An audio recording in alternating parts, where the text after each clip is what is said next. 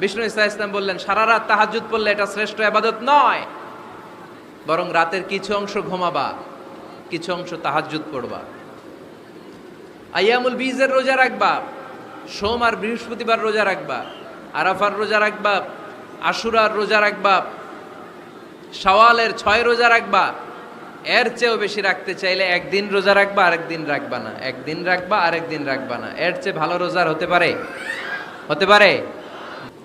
বিষ্ণু ঈসা ইসলামকে ডাকতে হবে ইয়া নবী আল্লাহ, ওনাকে ডাকতে হবে ইয়া রাসূল আল্লাহ, ওনাকে ডাকতে হবে ইয়া হাবিব আল্লাহ।